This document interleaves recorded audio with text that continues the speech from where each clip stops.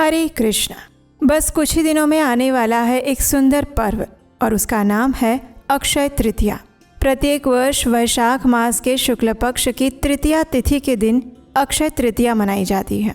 ये एक विशेष दिन है जिस दिन किया गया कोई भी धार्मिक आध्यात्मिक कार्य अक्षय बन जाता है और इसीलिए कोई भी शुभ या मांगलिक कार्य आरंभ करना है तो उसके लिए अक्षय तृतीया का दिन बिना किसी मुहूर्त को देखे भी सबसे श्रेष्ठ माना जाता है।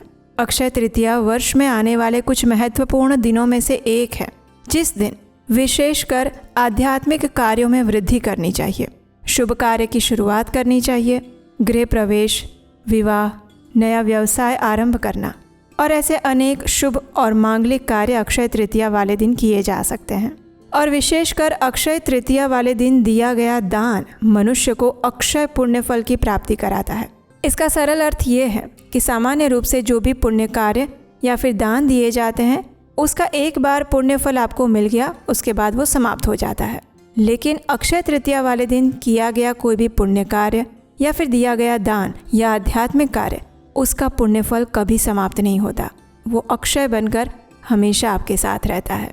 तो इस प्रकार से आध्यात्मिक धन को संचित करना है तो इस अक्षय तृतीया वाले दिन का अच्छे से पालन करना चाहिए। लेकिन पालन कैसे करें, क्या विधि है, किन नियमों का पालन करना चाहिए और किन चीज़ों से परहेज करना चाहिए, इन सब के ऊपर आज के इस वीडियो में हम बात करने वाले हैं। तो चलिए ध्यान से सुनिए, अंत तक सुनिए और आरंभ करते हैं अक्षय तृतीया की व्रत विधि वीडियो। आइए आज का ये विशेष वीडियो आरंभ करते हैं और अगर ये वीडियो अच्छा लगे तो उसे और लोगों को शेयर कर दीजिएगा ताकि उन्हें भी अक्षय तृतीया का पालन कैसे करें उसकी संपूर्ण और प्रमाणभूत जानकारी प्राप्त हो सके। आइए आज का वीडियो आरंभ करते हैं।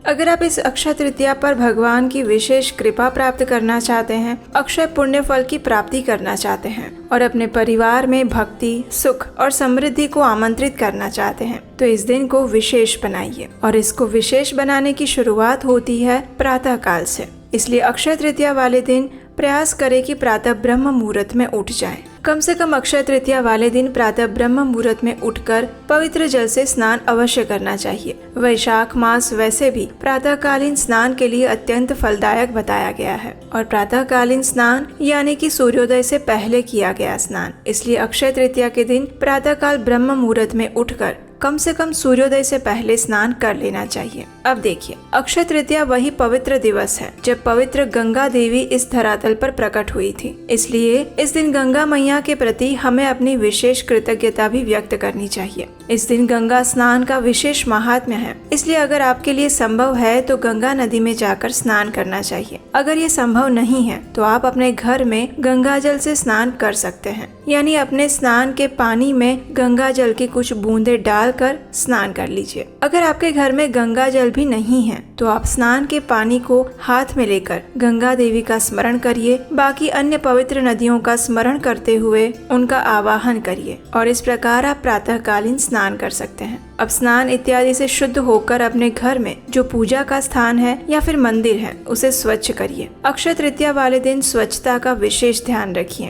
क्योंकि लक्ष्मी देवी का स्थान वहीं पर होता है जहां भगवान नारायण निवास करते हैं और भगवान नारायण की सेवा पूजा में स्वच्छता का विशेष ध्यान रखा जाता है। पूजा के स्थान को स्वच्छ करके उसे गंगाजल छिड़ककर पवित्र करें। उसके बाद भगवान श्री कृष्ण की मंगला आरती करें। अगर अपने घर में नहीं कर सकते तो नजदीक के किसी भी मंदिर में जाकर करिए। अगर ये भी संभव नहीं है तो अपने घर में प्रातःकालीन पूजा समाप्त कीजिए। ऐसा कहा जाता है कि जो व्यक्ति सूर्योदय से पहले की जाने वाली मंगला आरती का दर्शन मंदिर में करता है उसके भाग्य का उदय भी भगवान करते हैं। इसलिए किसी भी प्रकार से प्रयास करिए कि मंगला आरती अवश्य करें अथवा उसका दर्शन करें। अगर मंदिर में नहीं कर सकते तो ऑनलाइन उसका दर्शन अवश्य करना चाहिए। उसके बाद तुलसी देवी की पूजा अर्चना करें, उन्हें जल अर्पण करें, उनके समक्ष घी का दीपक प्रज्वलित करें और उनकी कम से कम 3 बार प्रदक्षिणा करें। तुलसी देवी की पूजा कैसे करनी चाहिए, संपूर्ण उसकी व्रत विधि क्या है, इसके ऊपर हमने एक विस्तृत वीडियो बनाया हुआ है। उसका लिंक नीचे डिस्क्रिप्शन बॉक्स में है।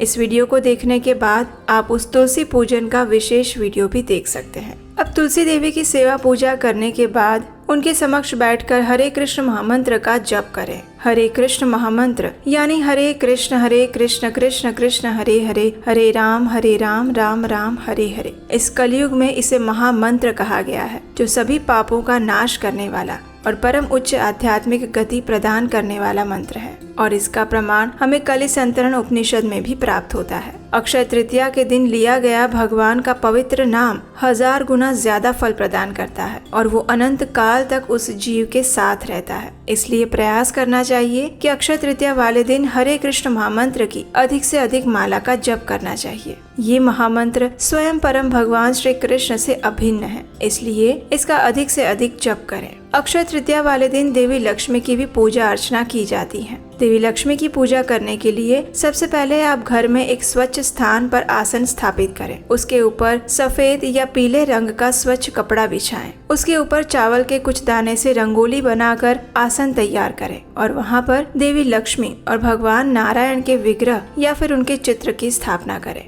स्थापना करने के बाद उनका आवाहन करें। धूप, दीप, फूल और कोई भी स्वादिष्ट मिष्ठान्न भोग अर्पित करके उनका पूजन करें, उनकी आरती करें या फिर उनके स्तवन का पाठ करें। लेकिन याद रहे, लक्ष्मी देवी की पूजा अकेले में कभी नहीं की जाती और ना ही गणेश जी के साथ की जाती है। लक्ष्मी देवी की पूजा आदर्श रूप में हमेशा भगवान विष्णु के साथ ही करनी चाहिए। इस प्रकार आप अक्षय तृतीया के दिन देवी लक्ष्मी और भगवान नारायण की पूजा अर्चना भी कर सकते हैं। इस दिन कोई उपवास नहीं रखना होता है, इसलिए आप भगवान के लिए स्वादिष्ट भोग बनाकर उसमें तुलसी पत्र रखकर उन्हें अर्पित कीजिए और स्वयं भी उसी प्रसाद को स्वीकार कीजिए। बस ध्यान रहे कि भगवान को भोग लगाने वाली चीजों में लहसुन, प्याज, चाय, कॉफी, बाहर के मसाले इत्यादि चीजों का प्रयोग ना किया जाए। इसलिए हर प्रकार से सात्विक और स्वादिष्ट भोग बनाइए और भगवान को अर्पित कीजिए। अक्षय तृतीया वाले दिन विशेष महत्व जो होता है वो है प्रातःकालीन स्नान, तुलसी पूजन और दान। अक्षय तृतीया वाले दिन दान देने का सबसे विशेष महत्व है,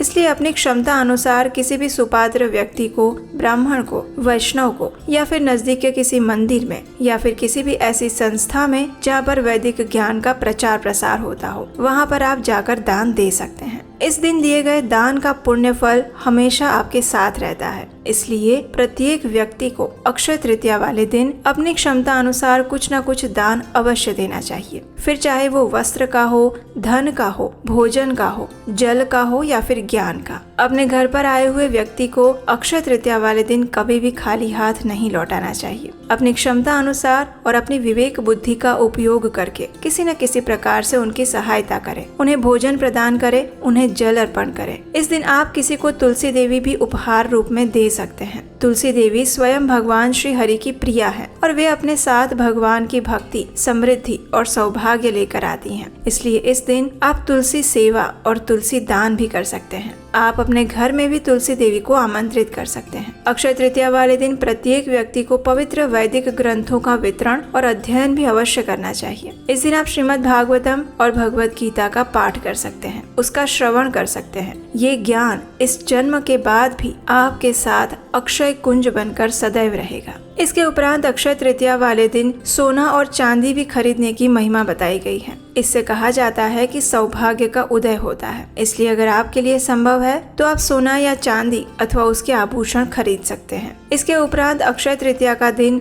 घर, जमीन, संपत्ति, दुकान, व्यवसाय, प्लॉट, वाहन इत्यादि की खरीदारी करने के लिए भी शुभ बताया गया है। इस दिन आप किसी नए व्यवसाय की शुरुआत कर सकते हैं, नए कार्यों का आरंभ कर सकते हैं। विद्यार्थी अपने अभ्यास का आरंभ भी इसी दिन से कर सकते हैं। अगर कोई व्यक्ति बड़ी चीजें खरीदने में सक्षम नहीं है तो उन्हें अक्षय तृतीया वाले दिन कम से कम कुछ न कुछ अन्न, वस्त्र, भगवान की पूजा की कोई सामग्री और अगर ये कुछ भी नहीं है तो कम से कम एक पुष्प खरीद के भगवान को अर्पित अवश्य करना चाहिए। और सबसे महत्वपूर्ण, अक्षय तृतीया वाले दिन से ही इस्कॉन के प्रत्येक मंदिरों में चंदन यात्रा का आरंभ हो जाता है। चंदन यात्रा यानी इस गर्मी की ऋतु में 21 दिन तक भगवान के विग्रह शरीर पर चंदन का लेप लगाया जाता है और इसके दर्शन अत्यंत दुर्लभ होते हैं। ये वर्ष में एक ही बार देखने को मिलता है। अगर आपके घर के आसपास कोई इस्कॉन मंदिर या केंद्र है तो अक्षय तृतीया वाले दिन वहाँ पर अवश्य जाइए और भगवान के विशेष श्रृंगार दर्शन कीजिए, जिसमें भगवान के संपूर्ण शरीर विग्रह को चंदन से लेपा जाता है। ये चंदन यात्रा कैसे शुरू हुई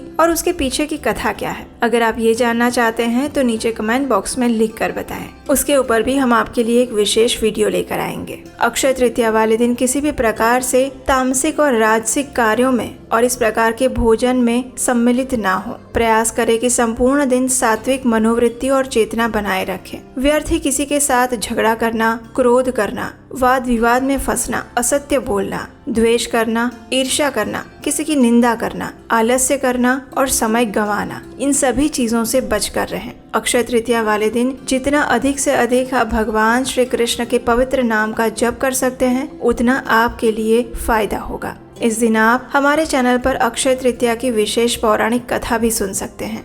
चलिए अब एक इम्पोर्टेंट बात बताऊं आपको, एकादशी गाइड ई बुक, जिसमें हमने आपके ऑलमोस्ट सभी क्वेश्चंस के आंसर्स इंक्लूड किए हैं। एकादशी की उत्पत्ति कैसे हुई, उससे क्या क्या लाभ मिलेगा, साइंटिफिक रीज़न क्या है, एस्ट्रोलॉजिकल रीज़न क्या है, स्पिरिचुअल बेनिफिट्स क्या मिलेंगे, शास्त्रों के अकॉर्डिंग उसकी व्रत विधि क्या है, क्या करना चाहिए क्या नहीं करना चाहिए, एकादशी की स्टोरीज कौन कौन सी हैं, और सबसे इम्पॉर्टेंट एकादशी में क्या बना सकते हैं, यानी कि एकादशी स्पेशल रेसिपीज़ भी हमने इंक्लूड की हैं इसमें। और ये सारी चीज़ें आपको एक ही जगह पर एक ई बुक में मिलने वाली हैं। तो इसलिए हम हाईली रिकमेंड करते हैं कि अगर आप जेन्युइनली अच्छे से एकादशी व्रत को पालन करना चाहते हैं तो इस ई बुक को खरीद सकते हैं। जब आप नीचे डिस्क्रिप्शन बॉक्स में जाएंगे तो वहाँ पर एक लिंक दिया गया है और वहीं से आप इस ई बुक को डाउनलोड कर सकते हैं। उसे अपने डेली रूटीन में यूज़ कर सकते हैं। उसमें सारे मंत्रास भी दिए हुए हैं और सारी डिटेल विधि और इम्पोर्टेंस दिया हुआ है। तो इसलिए इस बार एकादशी को सिर्फ फॉलो नहीं करना है, उसे एक्चुअल में समझना भी है और अपनी स्पिरिचुअल जर्नी को नेक्स्ट लेवल पर लेकर जाना है। अक्षय तृतीया वाले दिन खरीदारी करना तो शुभ बताया ही गया है, लेकिन उसके साथ साथ इस अक्षय तृतीया का विशेष महात्म्य क्या है उसके विषय में भी जानना अत्यंत आवश्यक है और उसके ऊपर भी हम एक विशेष वीडियो लेकर आएंगे। उसे भी आप अवश्य देखिएगा और इस प्रकार से अपनी मन और चेतना को अधिक से अधिक आध्यात्मिक कार्यों में, धार्मिक प्रवृत्ति में लगा कर रखें। तभी अक्षय तृतीया की संपूर्ण पूजा व्रत विधि आपको अक्षय पुण्य फल प्रदान करेगी। तो ये थी अक्षय तृतीया के दिन किए जाने वाले कार्यों और इस दिन की संपूर्ण पूजा विधि की विस्तृत माहिती। हमें आशा है कि आपको ये जानकारी अच्छी लगी होगी। अगर ऐसा है तो इसे लाइक कीजिए, शेयर कीजिए और चैनल को सब्सक्राइब कीजिए। और हम आपसे मिलेंगे इसी अक्षय तृतीया से जुड़ी हुई पौराणिक कथा के साथ बहुत जल्द इसी चैनल पर। हरे कृष्णा।